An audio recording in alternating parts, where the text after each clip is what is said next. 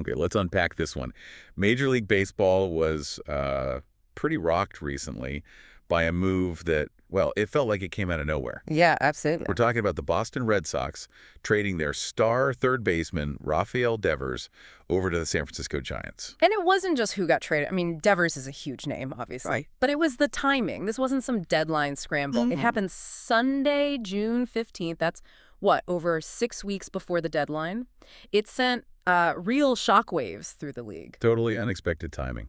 And you, our listener, you've shared a whole stack of sources with us, articles, notes, research, really digging into this blockbuster. So our mission here in this deep dive is to pull out the most important pieces, the key insights from all this material you sent, to help you understand exactly what went down, why it happened, and what it means for both Boston and San Francisco. Yeah, let's get into it. So what does this all mean? Well, the basic transaction, the core of it, is pretty straightforward. Rafael Devers, Boston's big, slugging third baseman, he's gone to San Francisco. Simple enough on the surface. Right. But the return package Boston got back, that tells a much bigger story, doesn't it? About where they might be heading. It really does. It was a multiplayer deal, and it looks like it was heavily focused on pitching and maybe one key offensive prospect. Okay, so who did they get? All right. The Red Sox got right-handed pitcher Jordan Hicks, left-handed pitcher Kyle Harrison, outfielder James Tibbs III, and the sources flag him as San Francisco's number 4 prospect, 13th overall pick just last year, 2024. Tibbs, okay. High draft pick. Yeah, and also right-handed relief prospect named Jose Bello, so a few arms and a bat. Gotcha. Hicks, Harrison, Tibbs, Bello. And this is huge, maybe the biggest piece of the whole thing. The money. The money, the financial side.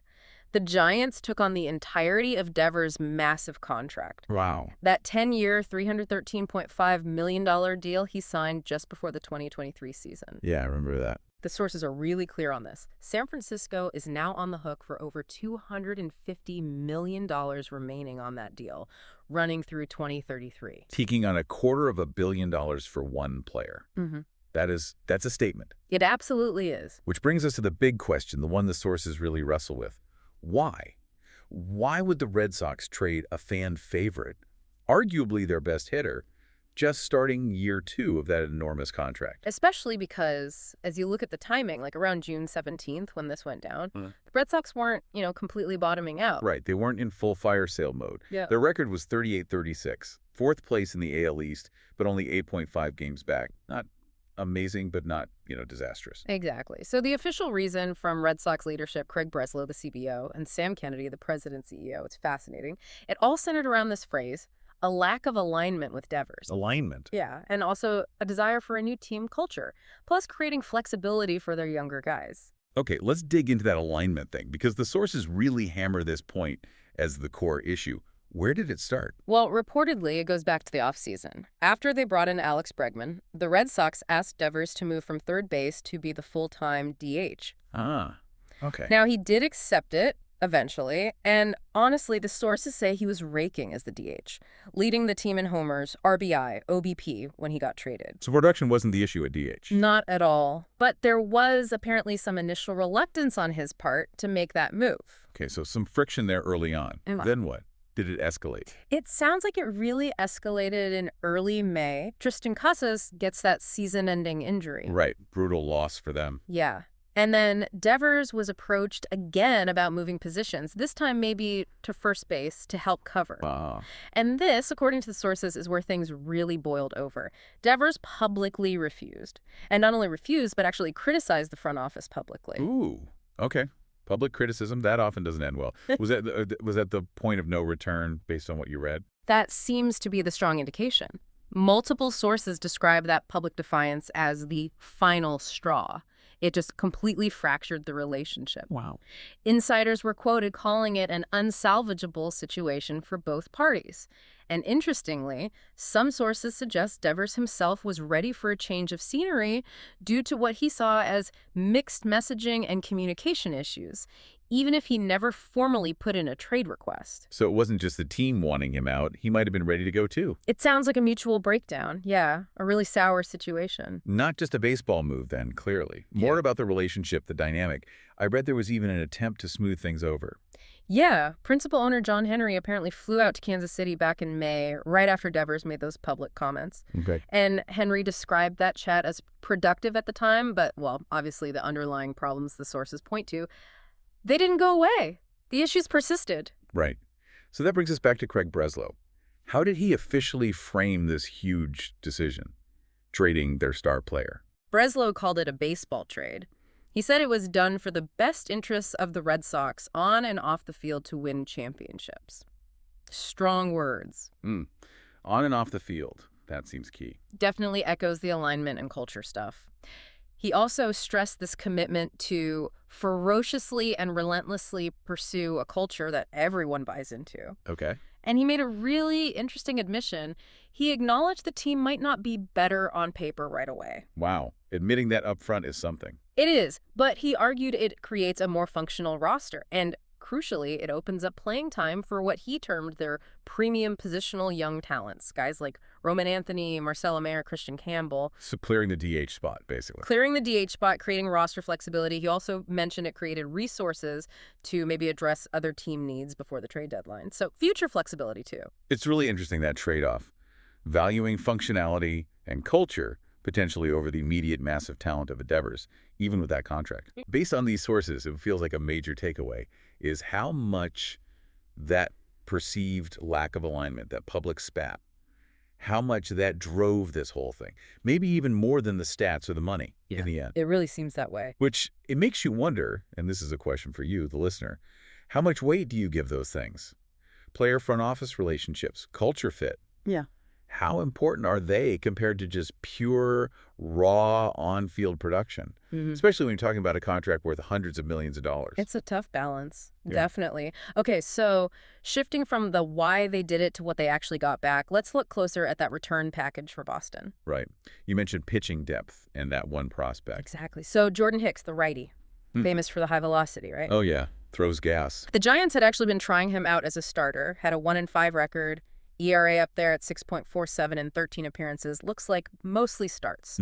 Mixed results as a starter then. Yeah. But the sources suggest the Red Sox plan is to move him back to the bullpen, use him as a dominant late-inning reliever, which arguably is where he's always been best. Back to his strength. Okay. Makes sense. Who else? Kyle Harrison, the lefty. He's been a pretty highly regarded prospect for a while. I've heard his name. He'd actually worked his way into the Giants' rotation late in May, had a 1-1 record, 4.56 ERA, over about 23 innings in the majors this year before the trade. Okay, so some big league experience recently. Yes, but interestingly, the Red Sox immediately optioned him back to the minors. Oh, really? Okay. Yeah, for more development time.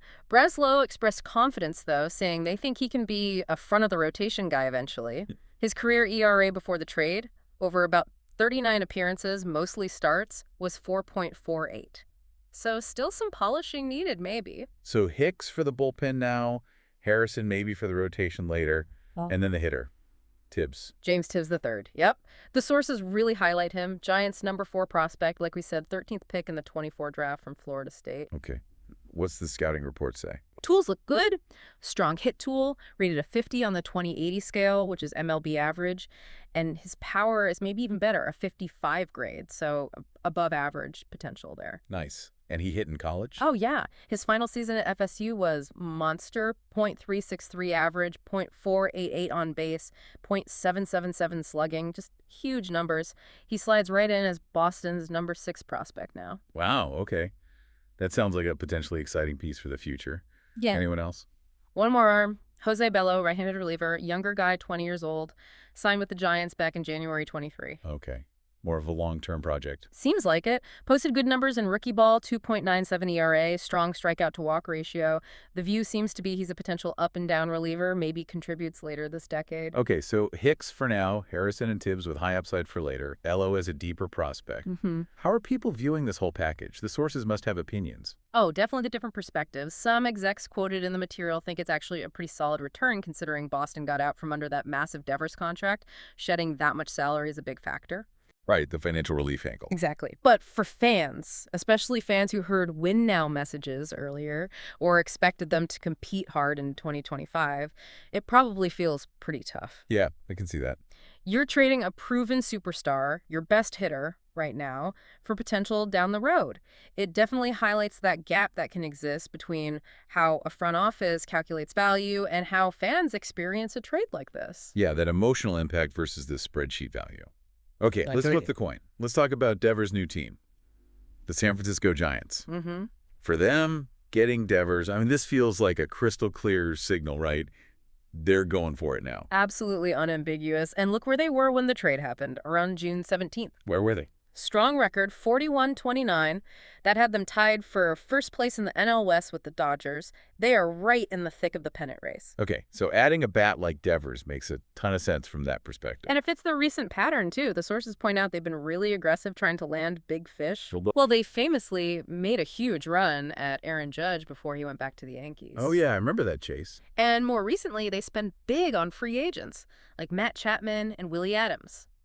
Devers is right in line with that aggressive approach, adding impact talent. And what he brings is pretty obvious, right? A huge left-handed bat. Yeah. Immediate upgrade to that lineup. Massive upgrade. They've needed that consistent middle-of-the-order power, especially from the left side. Devers provides exactly that. What's his role likely to be? Still DH primarily. Yeah, the expectation is he'll primarily be the designated hitter for the Giants. And a little footnote. He'll wear number 16. Not his usual 11. Nope. Number 11 is retired in San Francisco for the great Buster Posey. Ah, makes sense. Good trivia. So financially, for the Giants, they take on the $250 million plus for Devers, but they already had other big deals, like Adams you mentioned. Right. Adams got that 7-year, $182 million contract. So they're clearly comfortable making these huge financial commitments right now to boost the offense. It really underlines their priority. Win and win soon. It's fascinating just thinking about how Devers' bat changes their lineup. That ability to hit for average, hit for power. It slots right in there and makes them instantly more dangerous, especially as they gear up for a playoff push. No doubt. He lengthens that lineup significantly. Okay, let's zoom out a bit. Broader implications for both teams here. For Boston, the Red Sox, this trade seems to signal a much clearer commitment to a youth movement, maybe even faster than expected. Yeah, it definitely does. It opens up that DH spot, like Breslow said, for those young hitters coming up.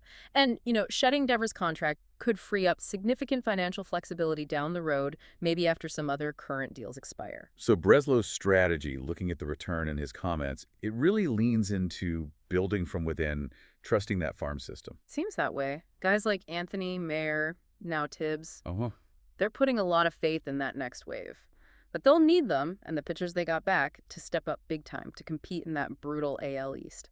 But there's a flip side, right? The criticism. The sources mention this too. Oh, yeah. Critics are definitely saying, how can you trade your homegrown franchise cornerstone, especially this early in his deal, and still claim you're trying to compete seriously in 2025? Right. Seems contradictory. And for a lot of fans, it probably brings back bad memories of other stars leaving, like Mookie Betts. It hits a nerve, for sure. Yeah, that history matters. Okay, for the Giants, the implications seem simpler, maybe. More straightforward, yeah. They are unequivocally in win-now mode. Right. Full stop. Devers makes their offense better immediately, addresses that need for consistent power, especially left-handed power. And you add that bat to a pitching staff that's already pretty strong, right? With Logan Webb leading the way, and they brought in a veteran like Verlander, too. Exactly. It complements what they already have on the pitching side. But it does raise the big question for them, doesn't it?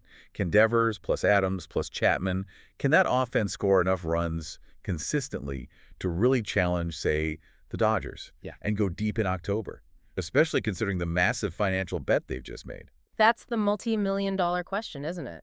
It's a huge gamble, putting so many chips on this current window, but the sources suggest they believe it's a gamble worth taking to chase a championship. Looking at the really big picture here, trading a player like Devers, this young, this talented, so early into such a massive long-term deal, it's just rare. You don't see this happen very often in baseball. It really stands out. And I think this deal, when you peel back the layers, it highlights so many things about modern baseball. Like what? The crazy economics, for one, the complexity of those long-term deals, but also the player front office dynamics, how crucial those relationships can be, even overriding pure performance sometimes. The alignment factor again. Exactly. And just that constant tightrope walk teams are on, trying to win right now versus building for sustained success over the long haul. It's a fascinating case study in all those pressures. And the result is, well, the Red Sox and Giants are now clearly heading down very different roads because of this one trade. Yep, divergent paths.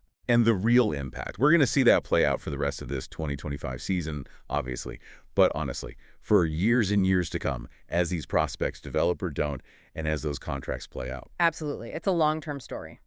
Okay, so wrapping things up here. We've gone deep into the sources you shared on the Rafael Devers trade. We've looked at who was involved, the really surprising reasons Boston cited, that whole alignment breakdown, what they got back in terms of players, and what this huge move means for San Francisco trying to win right now.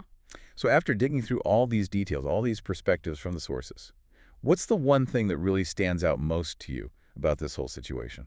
And maybe here's a final thought, something for you, the listener, to chew on, based on everything we've discussed today from these sources. Okay. Given all these complexities, we talked about the huge long-term contracts, the importance of player personality and relationships, the different team-building strategies, how sustainable really is that traditional idea of a franchise cornerstone player in today's baseball?